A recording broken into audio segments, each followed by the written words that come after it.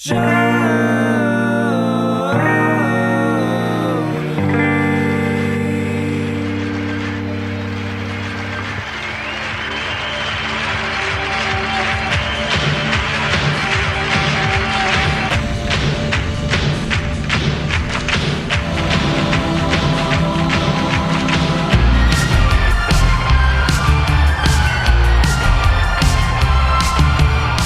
hello, everybody. Welcome to another installment of Show to Be with Mike G, the show of life, the show of bourbon, inevitably the show of Star Wars, COVID-19, and this Booker's 25th anniversary.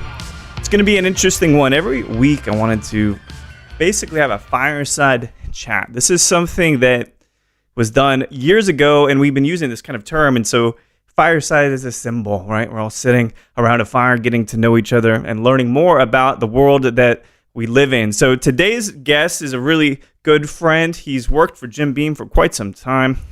I always consider him kind of classic Hollywood, you know? He's got these classical good looks, and I don't have those. I have kind of maybe the punk rock garage looks. It's hard to say, maybe from the 80s. But Mr. Adam Harris is going to join us here in just a second. We're going to talk about life. We're going to talk about whiskey. We're going to talk about your son seeing Star Wars for the first time.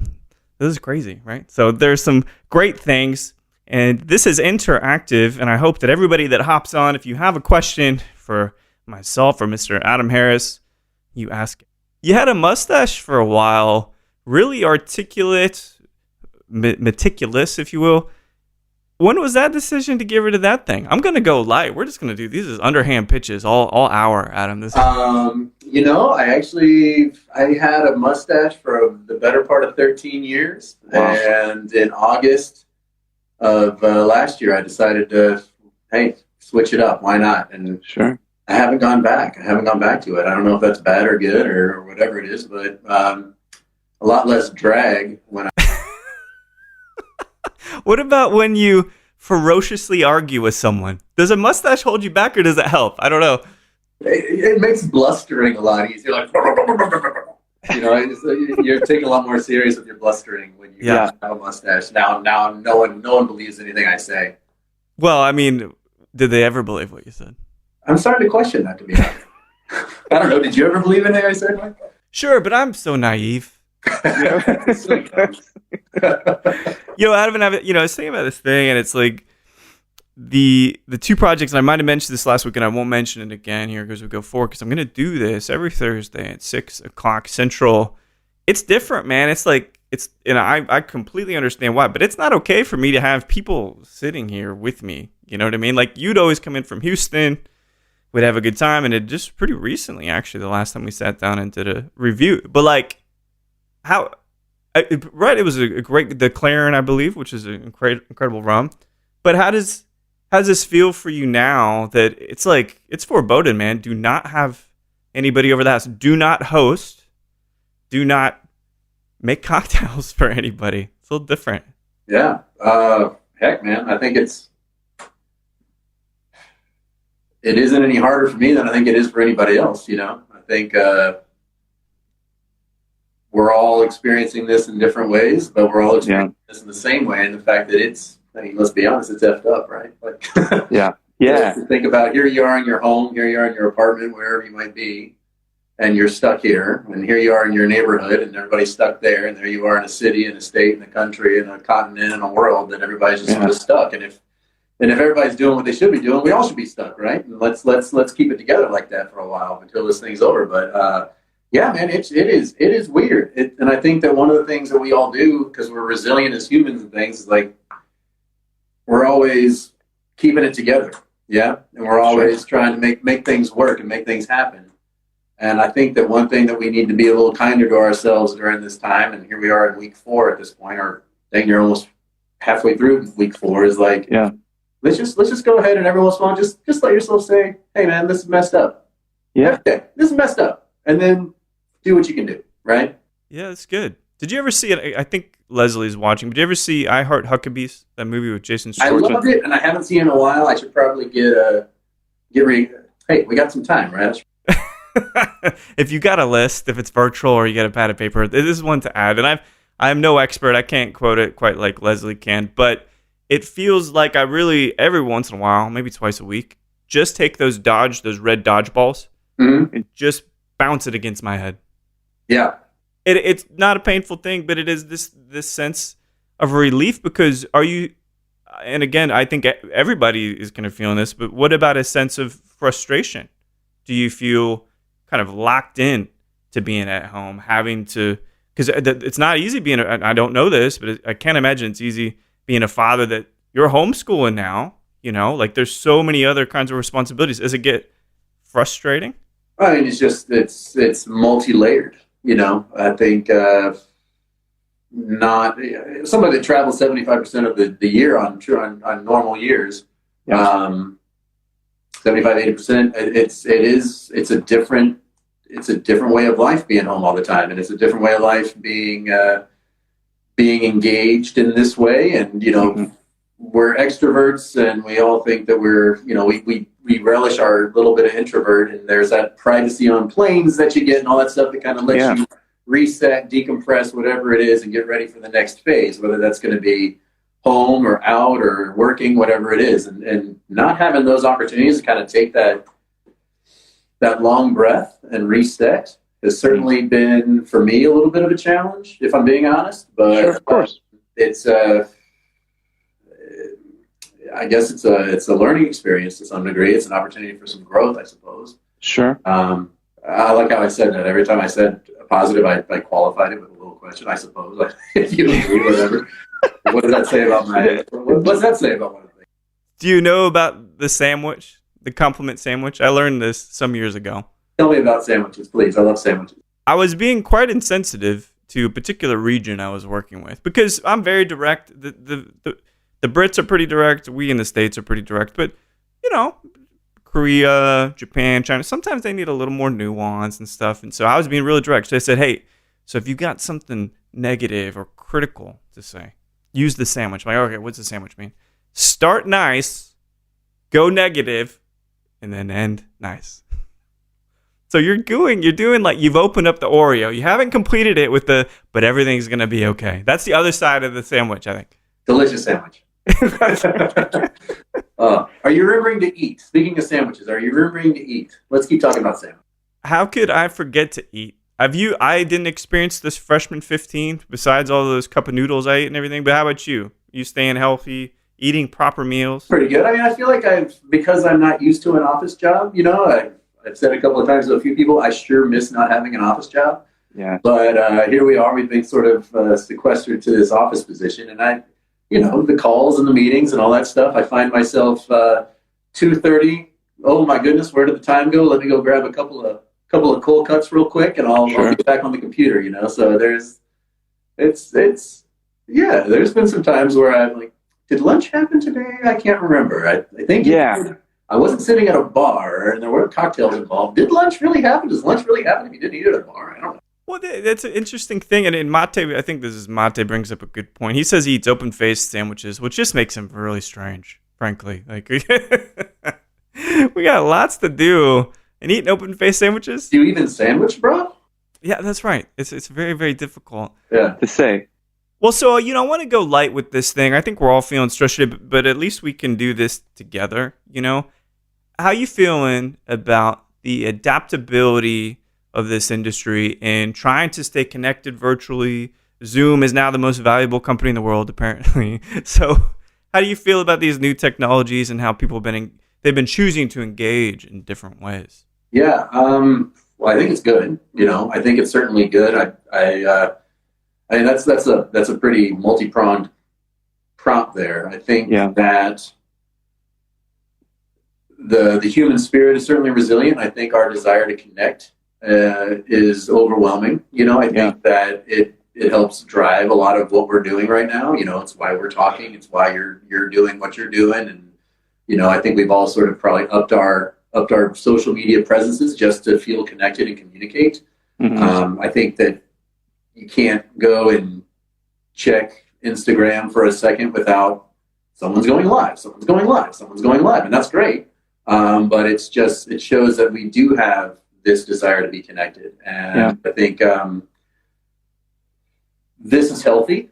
but I also feel we all need to be aware of our own internal threshold for doing this. There's only so many Zooms you can do. There's only so much Skype you can do. There's only so much Microsoft Teams you can do. There's only so much Instagram, Facebook, all our FaceTime chatting, all that kind of stuff. I think that you need to be aware of where your threshold is. And I think that everybody owes it to themselves to be honest with that and not feel the need to engage for the sake of engagement, but feel the need to engage because you need connection.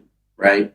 And if you're just doing it for the practice, or if you're just doing it out of some sort of FOMO or pressure that you're feeling socially to be out there more, then I think that's a good sort of benchmark to check yourself a little bit and to see like what you really need, because I think that some of the gold of this moment that we're living in our lives can really be found in some of the internal facing conversation. And some of the opportunities. Like introspection, you mean? Like introspection, sure, yeah. That's a better word, thank you. Introspective moments. And I think that we're busying ourselves so much that we're not giving ourselves the time to be introspective and to have that because we feel the need to produce and we feel the need to engage. And so I know for me, it's I haven't been great at it.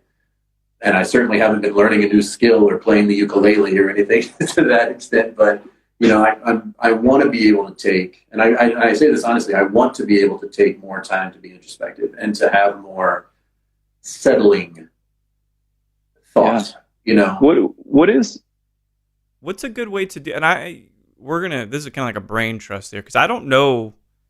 I'll tell you one thing that's helped me to feel, because of course I feel not obligated is a little too strong of a word, but I've got a tasting show on YouTube, and I've got the podcast, and all the whole thing for me was to let people know that things are still happening. It's not that the world has stood still. There's still, Knob Creek 12 came out, right? Because I love it, and that's why I want to mention it. But things are still being created. You don't have to feel like everything's on hold, And so that was one of the things, but that all involves technology, and that probably on some level create some noise in your mind or whatnot. But I find that what's been really nice is I'm just going to the kitchen, and for no reason, only because I have a gas burner, have I been torching peppers and then skinning them to like make salsas and stuff. So, but like for you, are there things that you found yourself saying, well, you know what, I got a few extra minutes, let me dive into this thing and kind of play around? Yeah, and I'm glad to hear you do that. I think that's what this is about, right? I think that that's where we have to take these opportunities. Yes, we have to stay active and social and all those sort of things. But I'm glad you're roasting peppers. It smells so good, Adam. It smells really good. I'm sure it does. It smells fantastic. And you've got a lot of great mezcal and tequila to open up with that aroma that's in the. That's right. That's just wafting through your quarters as we speak. That's right. Don't make people envious. I don't want anyone coming to the house. Right. So. But no, I think that's great, and I hope that I can come out of this on the other end and say that I roasted many a pepper. Yeah. Metaphor, of course. Metaphorically and perhaps literally as well. Well, one of the things I think is a really big milestone for you and the family this past week, I believe, is that finally your son, am I right, finally saw Star Wars? Is that right? No, he's seen Star Wars plenty, starting with A New Hope. Okay. So the original trilogy is Star Wars as he knows it. I see. And so, it rained all day here Saturday, and may have had a few Jim Beam Black highballs the night before, and so we weren't necessarily feeling our most attentive, and said, you know what, let's just go ahead and start from the beginning. And so he started with the Phantom Menace. Okay. We watched those three aberrations. That's a great word for it. Yeah. And then we segued into Rogue One. Okay. Which is the offshoot film, right? Yeah. We're trying to go chronologically. And let me ask you this question. I'm guessing that had we tried to do this chronologically correctly, Solo would have come before Rogue One. Yeah, probably, Adam. It's tough, and it was. You know what? How did you feel about Solo? I thought Rogue One was great. Solo was so-so. But I'm a huge Chewbacca fan. Yeah. Han Solo and Chewbacca are my favorite characters. So to see kind of like, that dude's not Harrison Ford. Come on. That was a tough one. And Solo blow low. That's good. That's a good comment. mate. But I you know what? To its credit, I missed the first full hour of it, and I only watched about 50 minutes. It was a great film.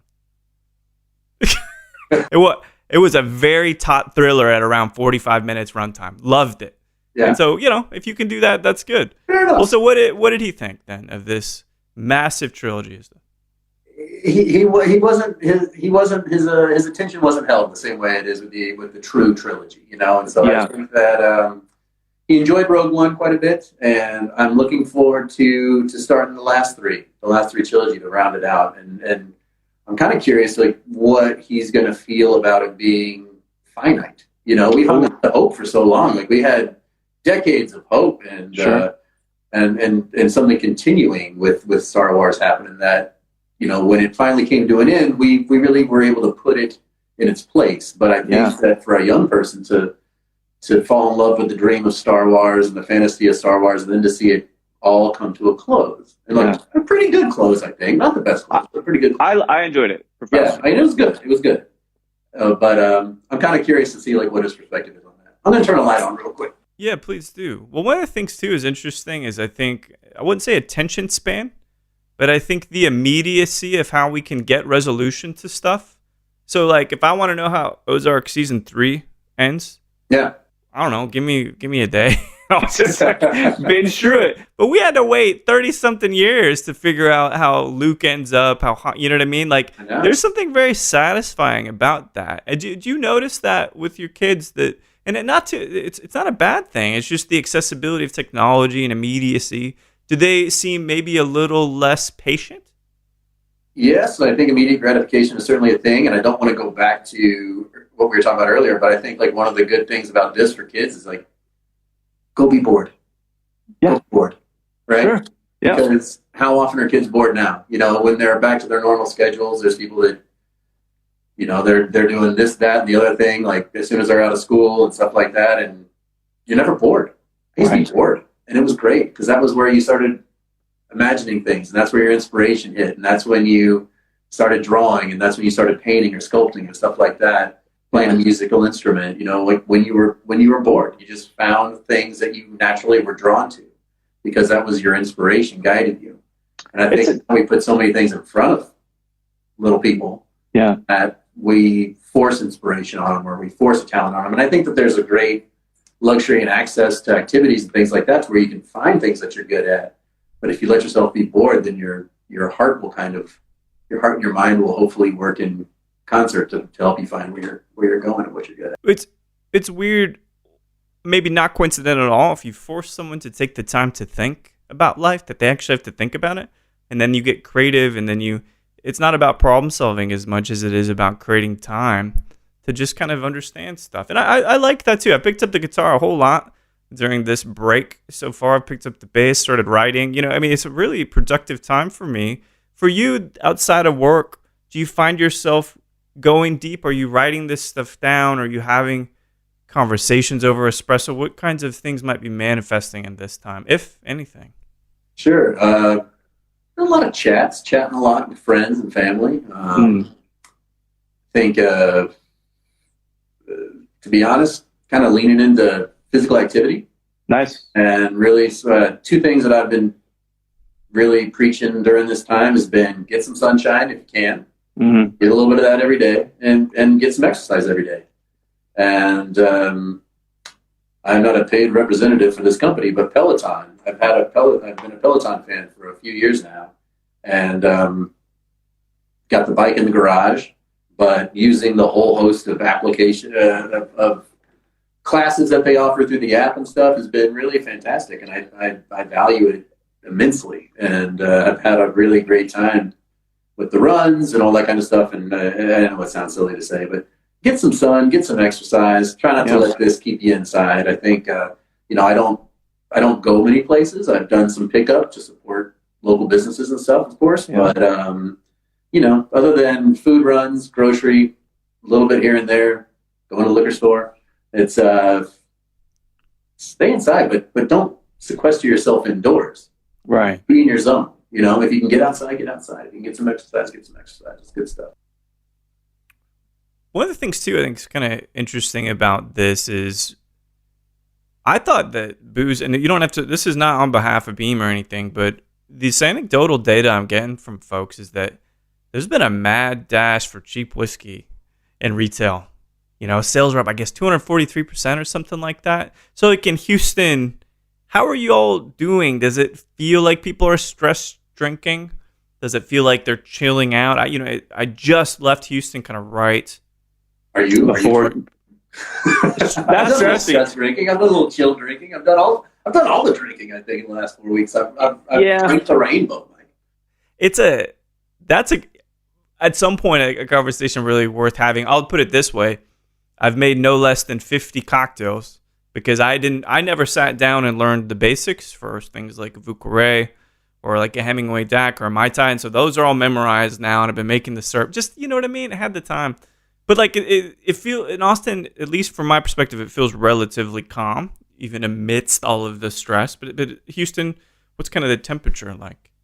I feel like it's pretty calm. I mean, I think that I was at a liquor store today, to be honest, and people were pretty chill. The handful or so people that were there as customers and the handful or so people that were there as employees. I mean, it was respectful. Everybody, if you have a question, you ask it from a distance. No one seems like on edge, really. I think we just are all acknowledging this as a new norm to some degree.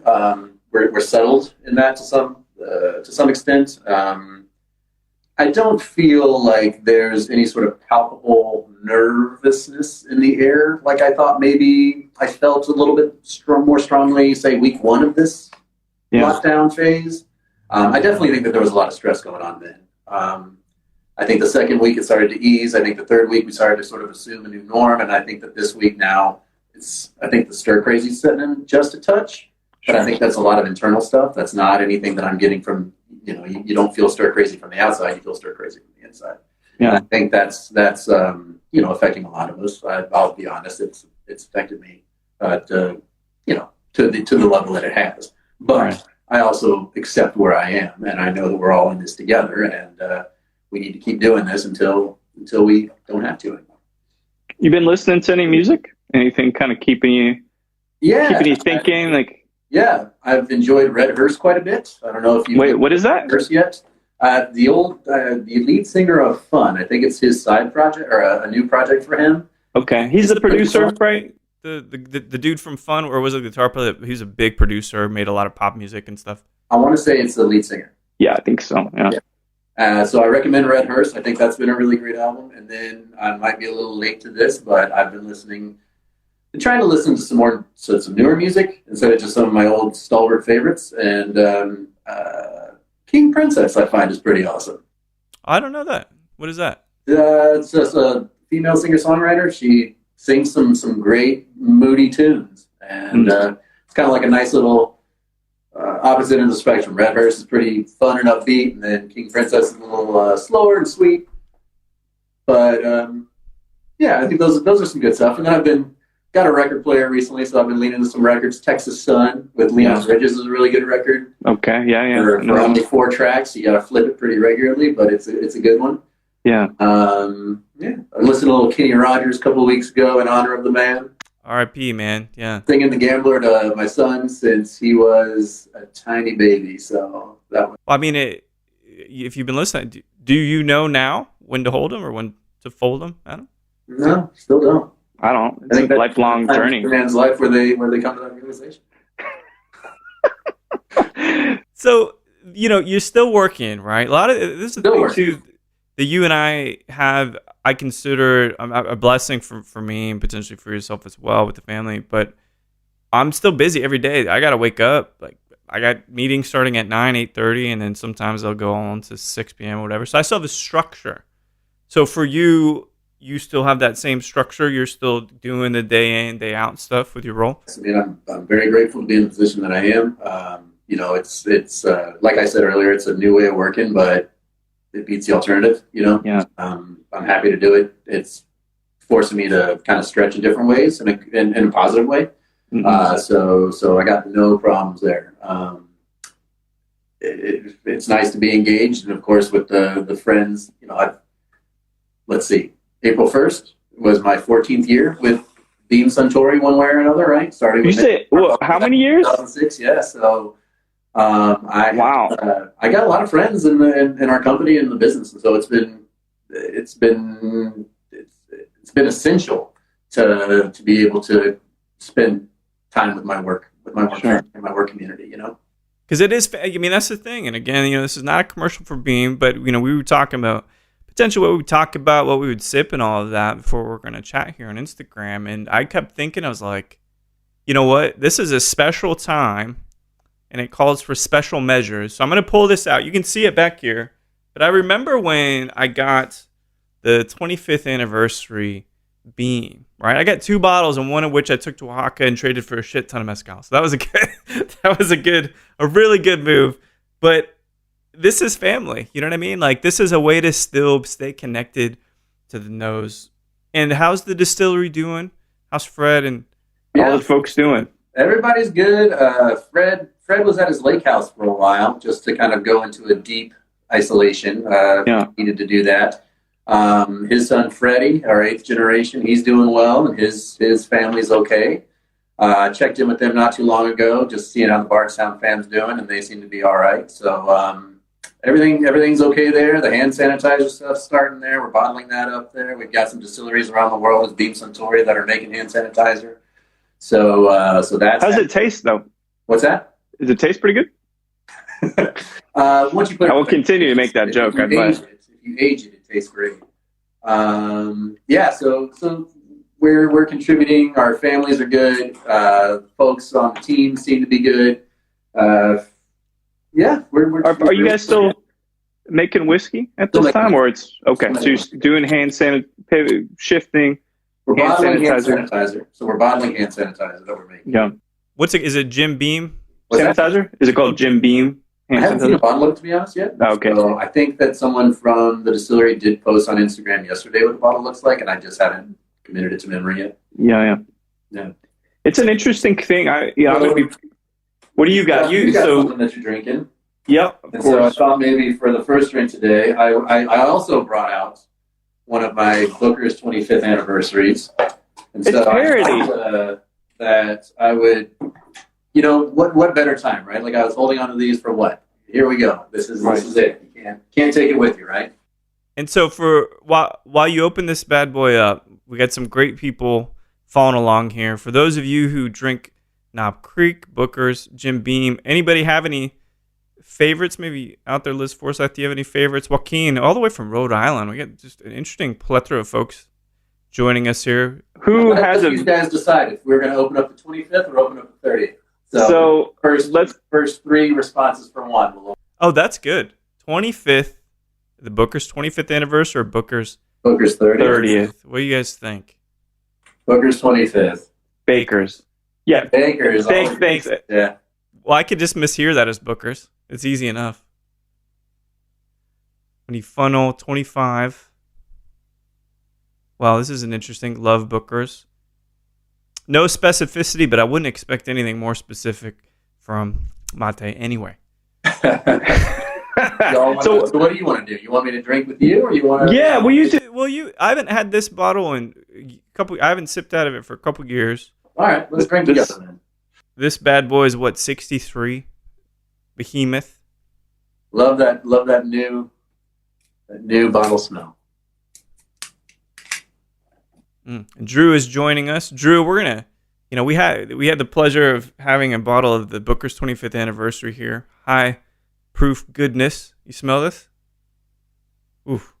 So what we're pouring here is a Booker's that was actually some of the last whiskey that Booker himself distilled and put up into a barrel for aging. Is that right? When this came out a handful of years ago, this was at 10 years and 3 months. And checking the proof, because I haven't had in a second, 130.8 proof, which was pretty big artillery shell there, I would say. Yeah, 100. It's the same for all of them, right? Yeah, it's cool. Batch. Yep. This is actually, I'm a big fan of this style of drinking glass. Like, I think it's a great little beer glass. I think it's a great wine glass. Yeah. I think it's a great whiskey glass or spirits glass. And these are actually from the Hops and Grain Brewery in Austin. Oh, cool. Yeah. That's great. I like it. used to frequent that spot when I lived there, and I actually got to make beer with the brewer there many years ago. Was it Josh at the time? Or? Yeah, Josh. Yeah.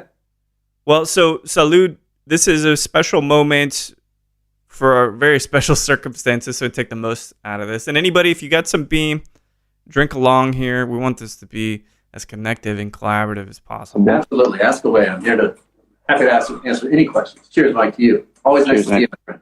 Likewise. Oh, it's big. It's big.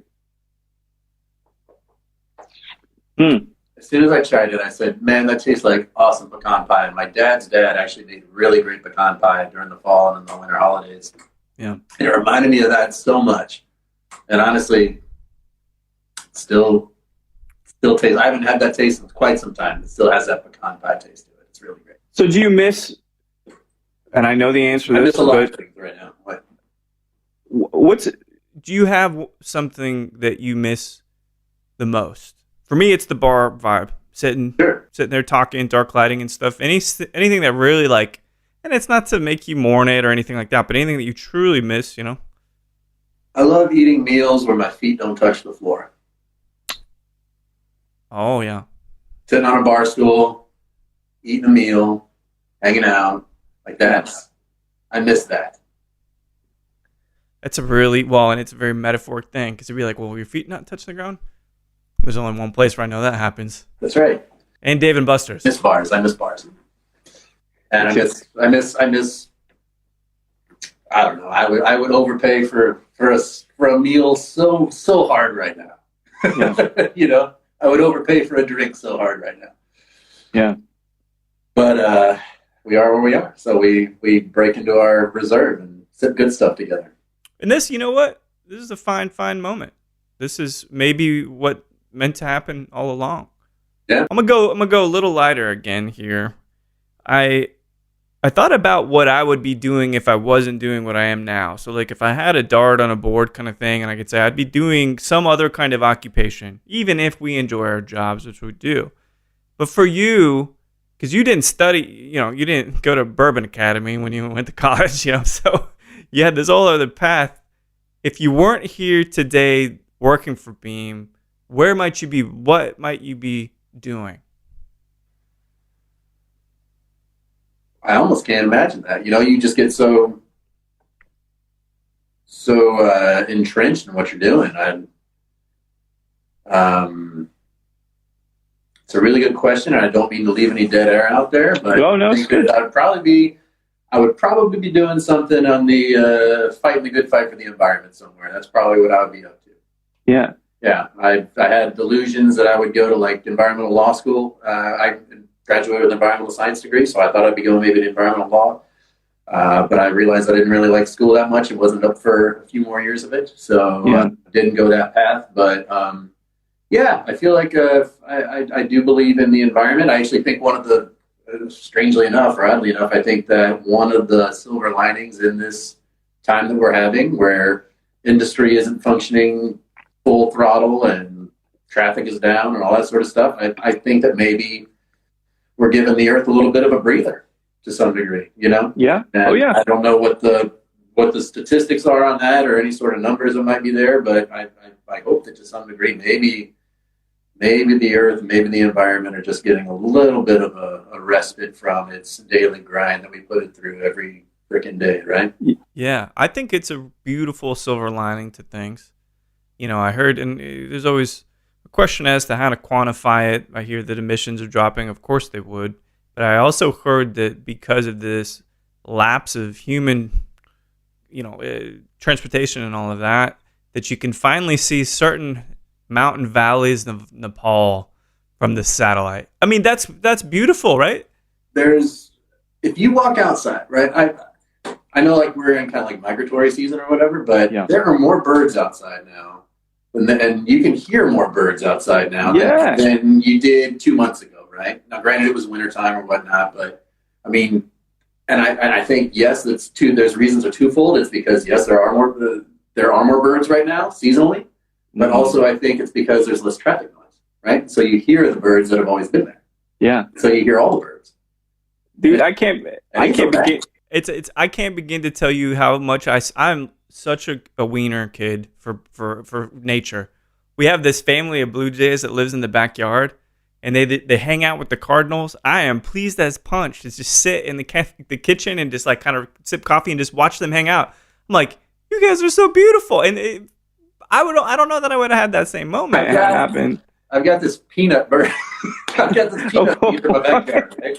And the other day, there's a woodpecker on my peanut feeder, and it's sitting there doing its thing, getting some peanuts, and these grackles just kept trying to take over the peanut feeder, but the woodpecker was just standing solid and standing its ground, and it wasn't giving up to the grackles. I was like, "Good on you, woodpecker!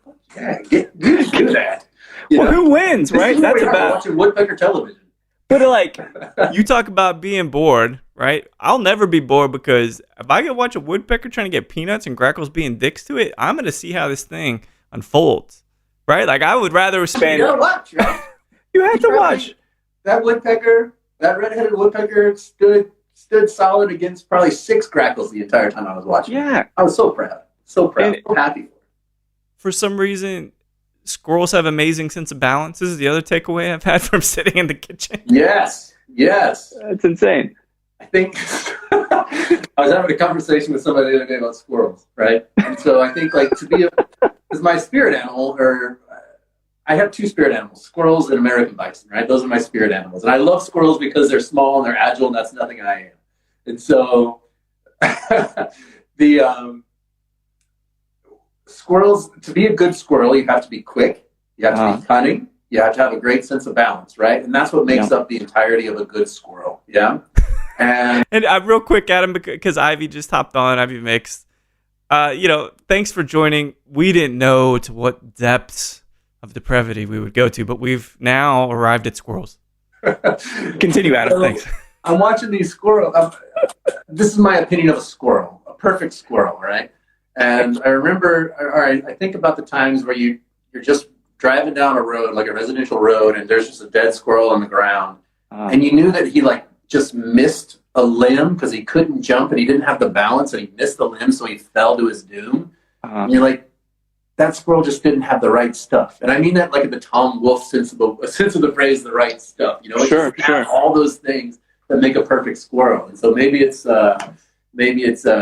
natural selection or whatever it is, or survival of the fittest, but that squirrel just didn't have the right stuff. I'm sorry. I don't know, Adam. I really don't know. I for a while I considered being an expert.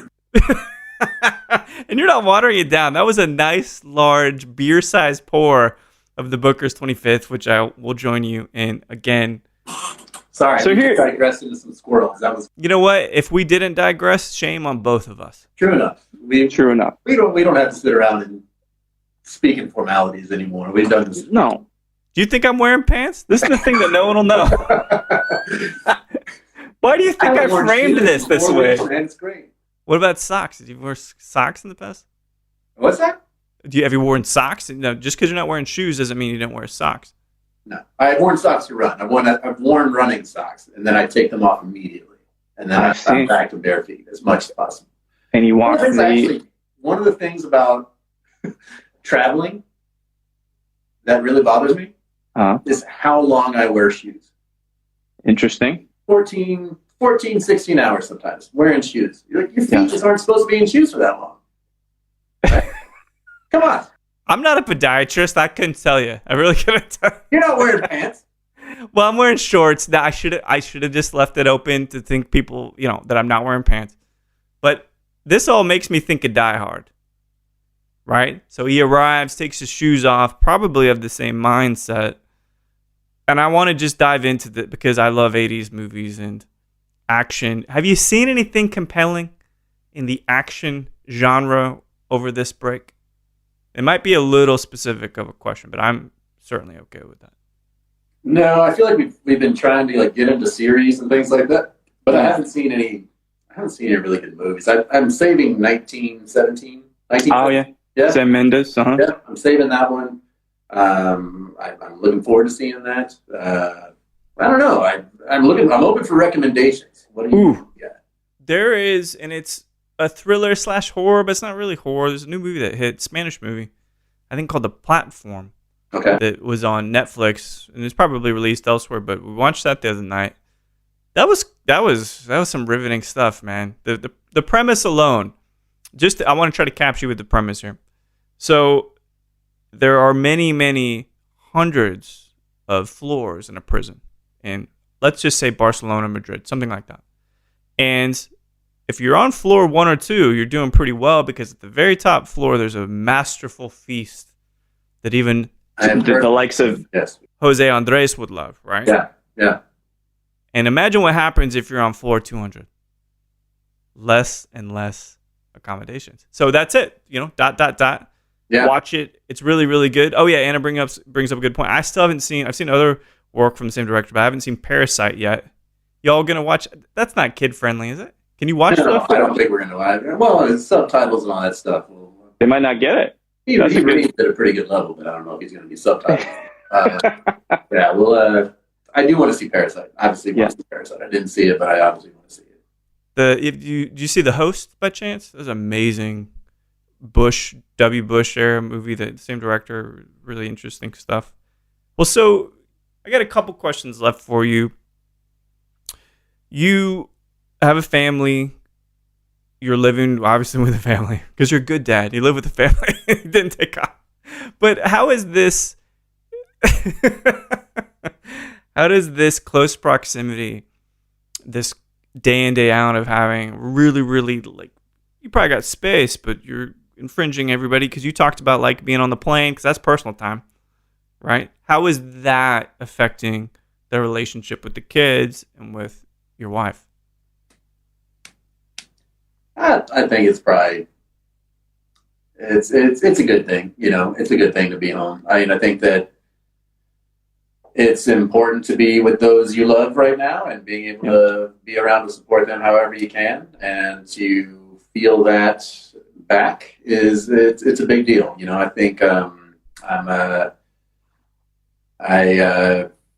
my heart goes out to everybody that's in this really truly quarantined by themselves, and I think that there's probably some people that are embracing it, and really sort of just loving it, but I'm sure that it's not the easiest thing for other people. And so, I think that if I was by myself completely, I think that I would be having a little bit of a harder time, and having that support has been really great, and just being able to spend more time with my son has been awesome, and being able to, we're not dialing him in every day. We let him have fun, and we try to be productive a little bit with him, but we let him have fun, and to watch him find what's fun to him has been really nice too. So it's a lot of maybe making up for a lot of lost time because he turned 6 back in December, and there's been a lot of lost time. So there's nothing but time right now, and I feel like we're making in a good way.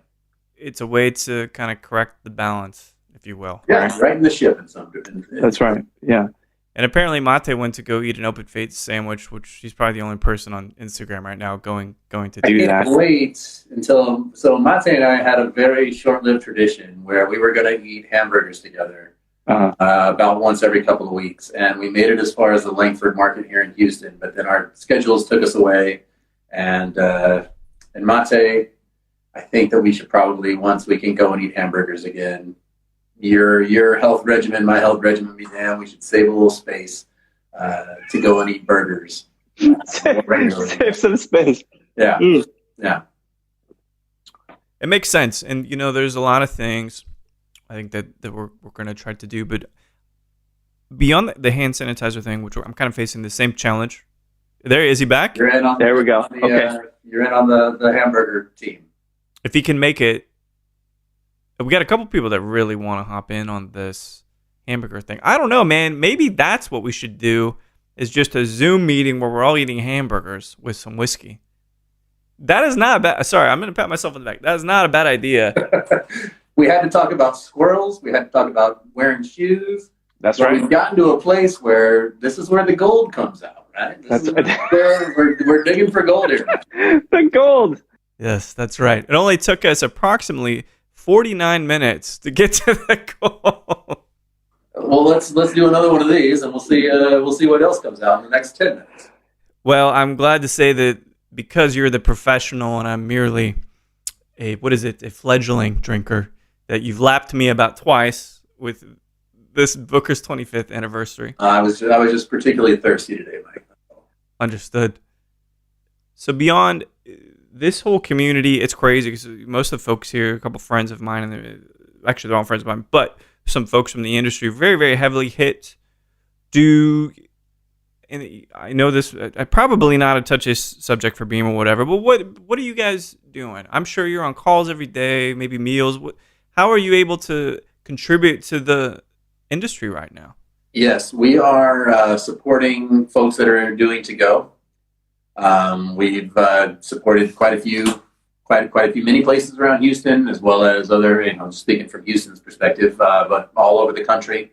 We've been doing that as much as we can. We're trying to have a bit of a long vision for this relief effort and trying to make sure that, when people can go back to work, we are still there to be able to support those folks that don't go back to work necessarily.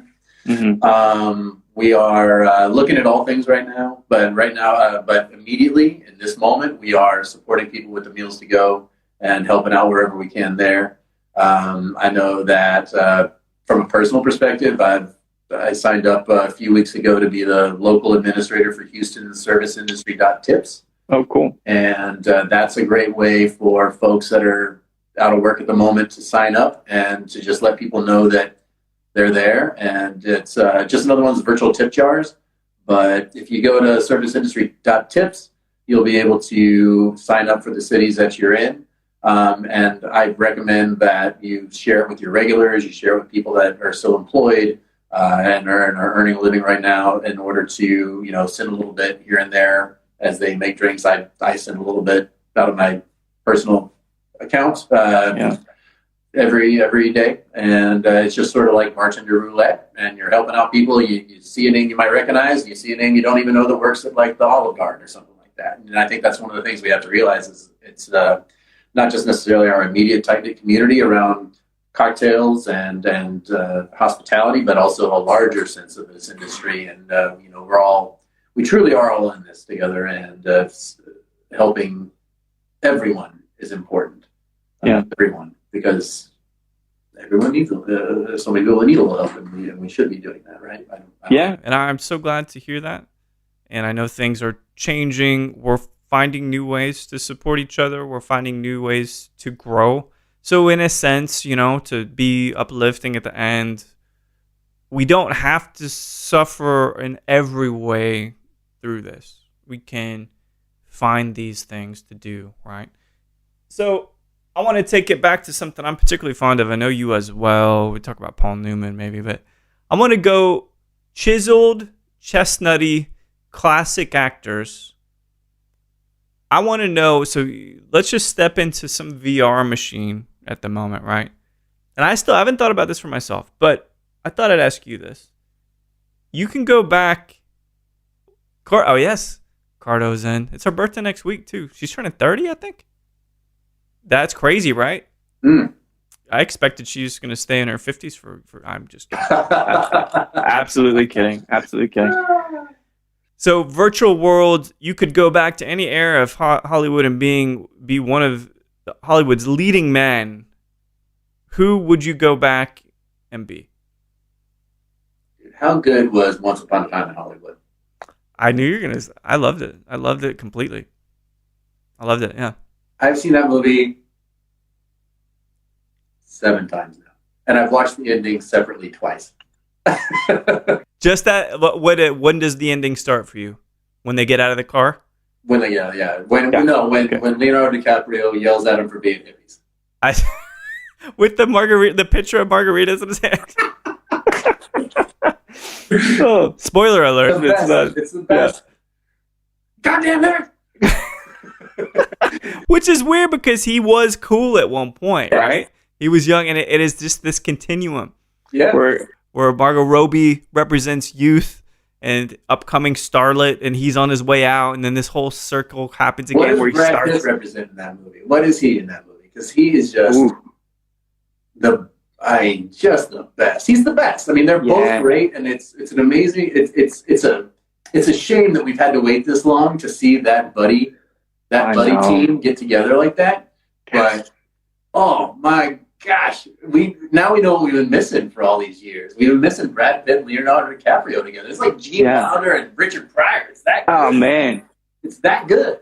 Yeah, I agree with Cardo. I agree with Anna. Like this movie for me, so we'll go into this because I like to talk about films, and I'm going to be as self-masturbatory as we can because Instagram Live. But was it too long for you at running in just under 3 hours? No, I think that there's like the scene at the movie ranch gets a little squirmy and uncomfortable, but I think that's what it's supposed to do.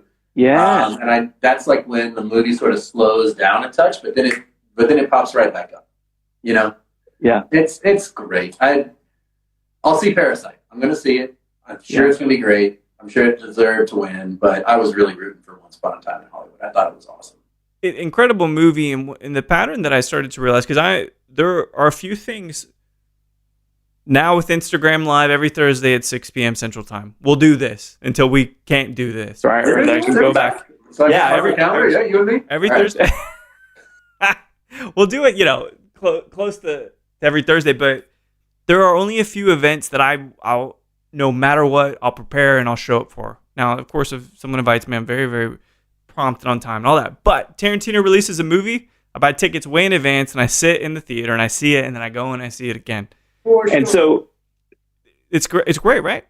His movies. So he writes single-handedly the best assistants and co-stars ever.